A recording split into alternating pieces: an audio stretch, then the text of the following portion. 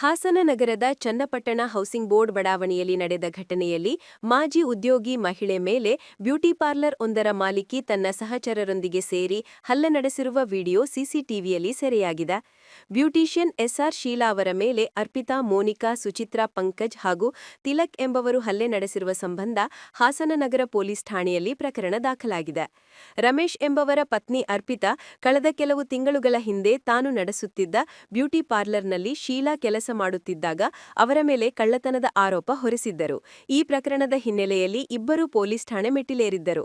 ಆ ಸಮಯದಿಂದಲೇ ಶೀಲಾ ವಿರುದ್ಧ ಹಗೆತನ ಬೆಳೆಸಿಕೊಂಡಿದ್ದ ಅರ್ಪಿತಾ ನಂತರ ಆಕೆಯನ್ನು ಕೆಲಸದಿಂದ ತೆಗೆದುಹಾಕಿದ್ದು, ಶೀಲಾ ಕೆಲಸ ಸೇರಿದ ಎಲ್ಲೆಡೆ ಕಳ್ಳತನ ಮಾಡಿದ್ದಾರೆ ಎಂದು ಅಪಪ್ರಚಾರ ನಡೆಸುತ್ತಿದ್ದರು ಎಂದು ದೂರಲಾಗಿದೆ. ಇತ್ತೀಚೆಗೆ ಶೀಲಾ ಯೂನಿಸೆಕ್ಸ್ ಸಲೂನ್ನಲ್ಲಿ ಕೆಲಸಕ್ಕೆ ಸೇರಿದ ಹಿನ್ನೆಲೆಯಲ್ಲಿ ಅಲ್ಲಿ ಕೆಲಸದಿಂದ ತೆಗೆದುಹಾಕುವಂತೆ ಮಾಲೀಕರಿಗೆ ಚಾಡಿ ಹೇಳಿದ್ದರು ಎನ್ನಲಾಗಿದೆ. ಈ ವಿಚಾರದ ಹಿನ್ನೆಲೆಯಲ್ಲಿ ಇಬ್ಬರ ನಡುವೆ ಮಾತಿನ ಚಕಮಕಿ ಉಂಟಾಗಿ ಅಕ್ಟೋಬರ್ 9ರಂದು ಅರ್ಪಿತಾ ಹಾಗೂ ಆಕೆಯ ಸಂಗಡಿಗರು ಸಲೂನ್ಗೆ ನುಗ್ಗಿ ಶೀಲಾ ಮೇಲೆ ಹಲ್ಲೆ ನಡೆಸಿದ್ದಾರೆ. ಘಟನೆಯು ಸಲೂನ್ನ ಸಿಸಿಟಿವಿ ಕ್ಯಾಮೆರಾದಲ್ಲಿ ಸ್ಪಷ್ಟವಾಗಿ ದಾಖಲಾಗಿದ್ದು, ಹಾಸನ ನಗರ ಪೊಲೀಸ್ ಠಾಣೆಯಲ್ಲಿ ಪ್ರಕರಣ ದಾಖಲಾಗಿದೆ.